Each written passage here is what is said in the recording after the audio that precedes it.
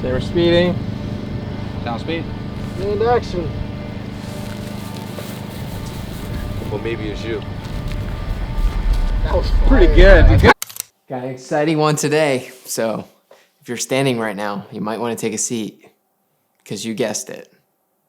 Today, we got sports content. So anyway, we made a really awesome football spec commercial for one of the top high school athletes in the nation named Keon Saab. And by we, I'm referring to me and my buddy Byron. Byron is an up and coming director, writer who I met on set a handful of months ago, and he asked me to DP this passion project of his. So I actually have a lot of cool things to say about Byron. But before we dig into that, and before we do the cinematography breakdown of this commercial, I think it makes sense for us to watch it first. So what you're about to watch is the version of the video that I ended up just editing and coloring myself, just doing it my own way. It's not necessarily the official vision that Byron had in mind. Him and his crew are working on a separate edit, but this is just like my interpretation of it for my site and, you know, my YouTube channel, which is this. But anyway, turn your speakers like really loud and enjoy. People always ask me, how did I become the #1 athlete in the class of 2022? Get transferred from Glassboro to Williamstown High School. Let me show you. If that safety does help out over time, we have number 3 coming up. Real boundary safety. Already owns about Back to the Saab is focused on trying to help Williamstown win a third straight South Jersey 5 championship. You ready?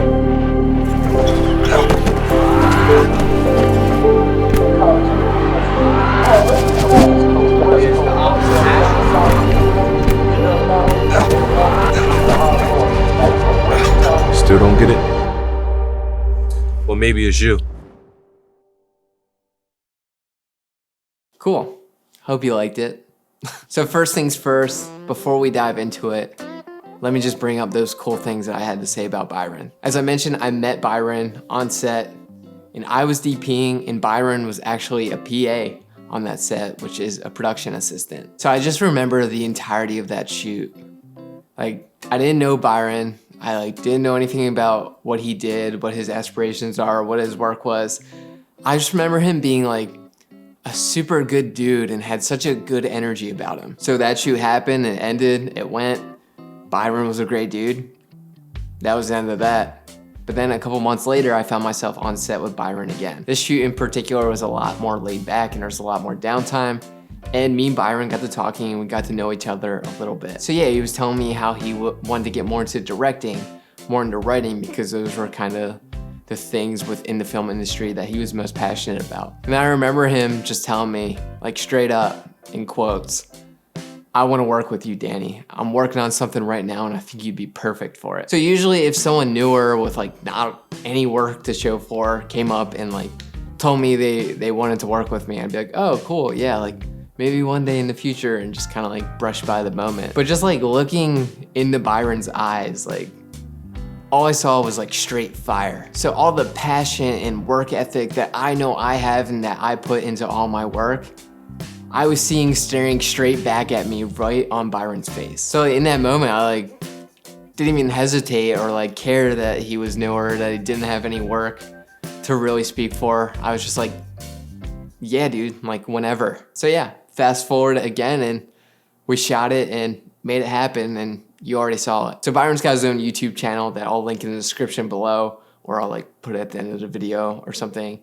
And you can go to his and check him out because I'm sure he'll do a video about talking about the overall direction of the piece itself. But in my case as the DP, I think today in this video, I'm just gonna run through how I achieved the look of this video, if that's cool with you. So let's hop into talking about the gear that we used. Camera-wise, we were using the Ursa Mini Pro, which is a camera that I've actually never used before in my life. And the first time I ever saw it in real life was the day that I showed up for the shoot. But we wanted to shoot this piece anamorphic, and my C200 doesn't have a PL mount and also doesn't really like look good when you shoot anamorphic on it. And also we didn't have budget to rent like an Alexa Mini or anything like that. And real quick, shout out to my AC, Charles Thorpe, for being there and just like setting up the camera exactly how I wanted to be set up for every single scene, just like helping me with like the ergonomics of the camera and all of that. Charles is a great guy. But yeah, I actually really love the Ursa Mini, and we lensed the Ursa Mini with Atlas Orion anamorphics. So although I wasn't like a super huge fan of that like really deep blue flare that was coming out of these lenses, I thought overall they did a really nice job for this particular piece, and it turned out looking really good. So I ended up just like kind of being my own gaffer and grip for this project. But lighting package wise, I had like a fun little package together. I brought my Nanlite 150 mix panel and my Nanlite Forza 500. My friend Mike at 1440 Film let me borrow his Titan tubes, and then I had Byron rent an Ari Sky panel. So yeah, we got my least favorite part to talk about, the gear, the most unimportant part of the video. So that's out of the way. So let's do the cinematography breakdown of all these scenes. So there's a bunch of little scenes and I want to cover all of them in here. So I'm just going to do a surface level breakdown of my overall general approach to lighting each of these scenes. And let me just say it once so I don't have to keep saying it for every scene. Pretty much every indoor scene, I used haze to fill up the atmosphere in the room. That gives your light a lot more volume, and it's just like a quick, easy way to up the production value of any lighting situation that you have. So yeah, used haze a lot. The first scene that we shot was the bedroom scene, and I wanted it to feel like, you know, a warm, like nice morning. So the room was on the second floor and the sun wasn't actually coming through the windows.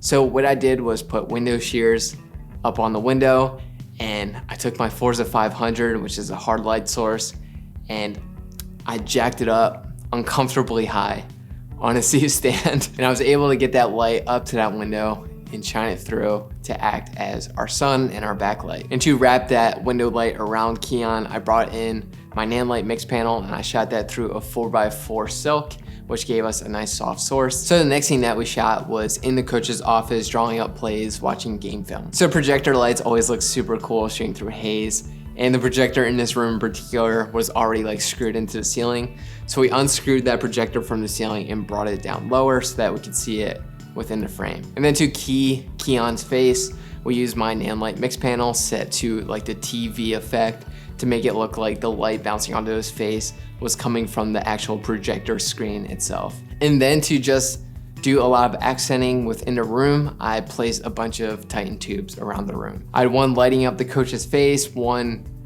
edging the coach behind him that was up in the ceiling. And then I just had a couple up on the wall, just stylizing the room up a bit. So moving on to the next scene, which was the locker room. So super easy scene. I already had light coming from the windows just above the lockers, and I put my sky panel off to the edge of Keon just to wrap that window light around him. And then again, just using Titan tubes to accent the room.